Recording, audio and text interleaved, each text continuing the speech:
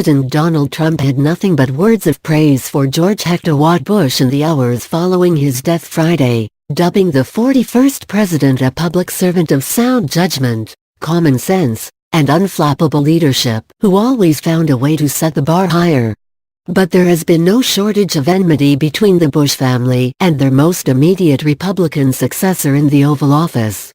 Here's a look back at some of the sharpest barbs exchanged between Trump and perhaps the GOP's most storied political dynasty.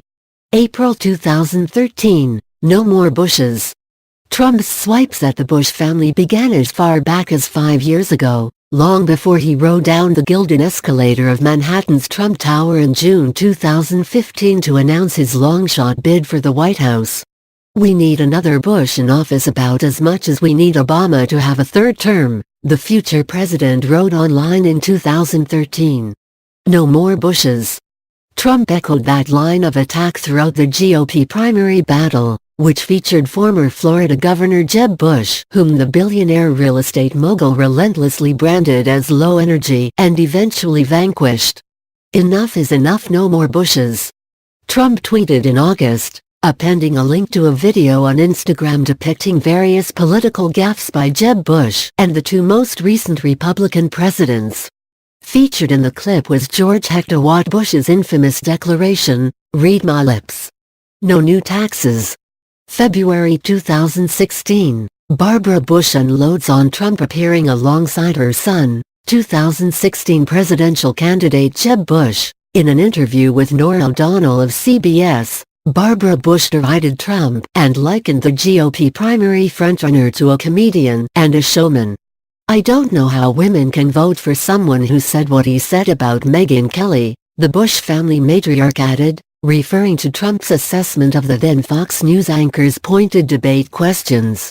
"You could see there was blood coming out of her eyes, blood coming out of her wherever," Trump had said. "It's terrible," Barbara Bush told CBS. And we knew what he meant, too. In a separate interview to CNN that same month, the former First Lady was even more forceful. "I'm sick of him," she said. "He doesn't give many answers to how he would solve problems.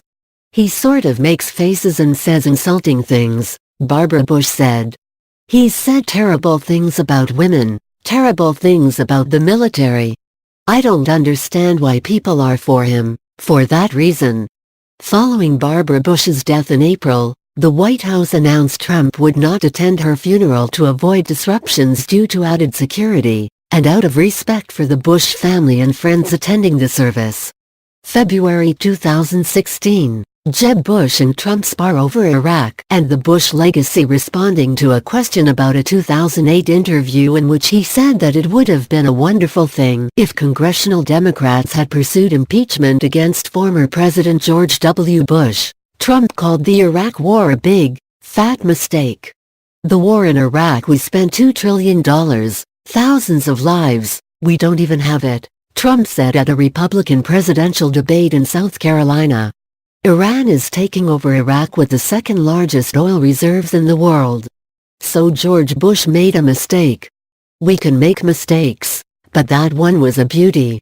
Jeb Bush, one of the 6 GOP candidates on stage, told moderator John Dickerson of CBS News, "I am sick and tired of him going after my family. My dad is the greatest man alive in my mind," Jeb Bush continued. "While Donald Trump was building a reality TV show, my brother was building a security apparatus to keep us safe. I'm proud of what he did." Bush also lashed out at Trump for having the gall to go after my mother, adding, "I won the lottery when I was born 63 years ago, looked up and saw my mom. My mom is the strongest woman I know. She should be running," Trump shot back.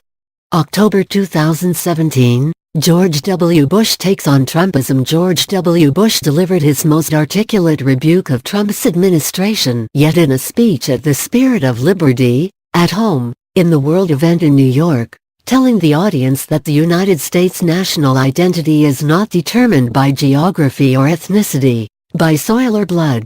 The former president remarked that Americans had seen our discourse degraded by casual cruelty, nationalism distorted into nativism, as well as the return of isolationist sentiments. In all these ways, we need to recall and recover our own identity, Bush said. Americans have a great advantage. To renew our country, we only need to remember our values.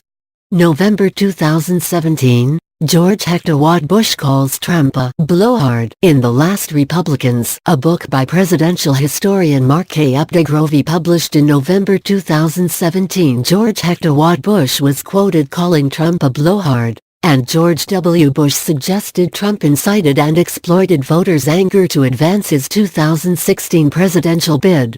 A White House official punched back on CNN, telling the network, "If one presidential candidate can disassemble a political party, it speaks volumes about how strong a legacy its past two presidents really had." The official went on to call the Iraq War one of the greatest foreign policy mistakes in American history. June 2018, Dynasty Killer. In a tweet this summer, Trump bragged of quashing the Bush dynasty, equating the family to the Clintons, special counsel Robert Mueller's witch hunt, the fake news media, and other institutions he perceives as attempting to thwart his presidency. "I've had to beat 17 very talented people including the Bush dynasty," Trump wrote online. "Then I had to beat the Clinton dynasty, and now I have to beat a phony witch hunt and all of the dishonest people covered in the IG report. And never forget the fake news media. It never ends." That same day, the Justice Department's Inspector General released its watchdog report on the FBI's handling of the Hillary Clinton email investigation, finding that the Bureau's management of the high-profile case was not influenced by political bias. "I beat the Clinton dynasty. I beat Bush dynasty," Trump said during an impromptu interview with Fox News outside the White House. "And now, I guess hopefully, I'm in the process of beating very dishonest intelligence." July 2018, Make America Great Again versus 1,000 Points of Light at a campaign rally in Great Falls, Montana. In July 2018, Trump made a bizarre broadside against 1,000 Points of Light, a favored expression of George Hector Watt Bush that he used to characterize community volunteer organizations and employed in various speeches, including his 1989 inaugural address. "The 1,000 Points of Light, what the hell was that, by the way?" Trump said. "1,000 points of light, what did that mean? Does anyone know? I know one thing, make America great again, we understand. Putting America first, we understand. 1,000 points of light, I never quite got that one. What the hell is that? Has anyone ever figured that one out? And it was put out by a Republican, wasn't it?"